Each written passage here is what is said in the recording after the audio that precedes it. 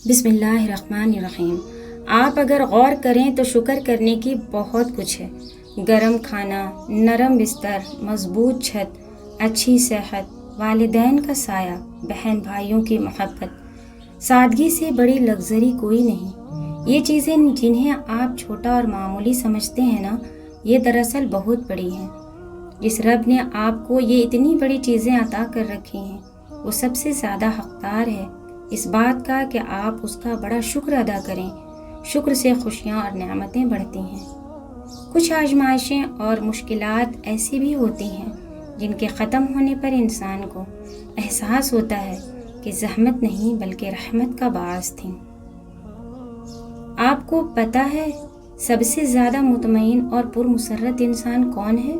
وہ جو کسی سے توقعات نہیں رکھتا، جس کی زندگی دوسروں پر منحصر نہیں اور نہ ہی اپنی خوشیوں کو دوسرے سے باندھتا ہے، جس کو کسی کا انتظار نہیں اور جو بچھڑنے کے خوف سے آزاد ہو، وہ سب سے مطمئن ہے۔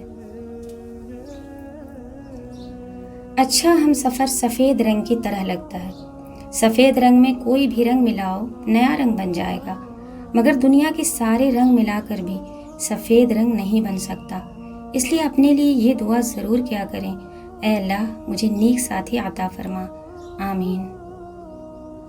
زندگی میں کچھ لوگ ایسے ہوتے ہیں جو ہمیشہ پازیٹیو باتیں کرتے ہیں۔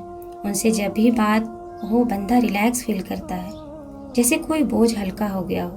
بہت الگ ہوتے ہیں ایسے لوگ جو اپنی چند باتوں سے دوسروں کو بہت خوشی دیتے ہیں۔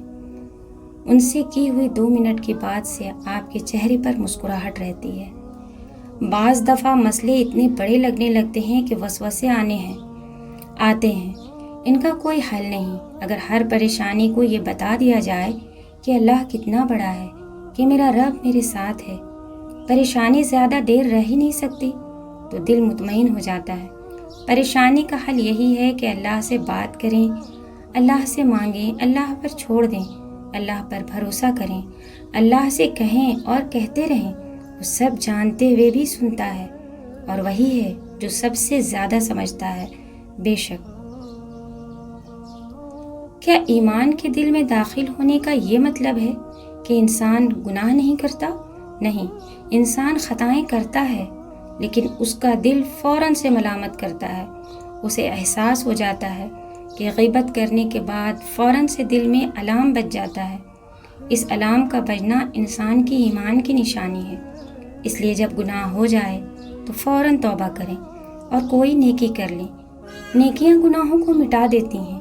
ایمان یہی ہے۔ ایمان کا مطلب یہ نہیں کہ ہم پرفیکٹ ہو جائیں، بلکہ یہ ہے کہ ہم خود کو بار بار راہ راست پر لاتے رہیں گے۔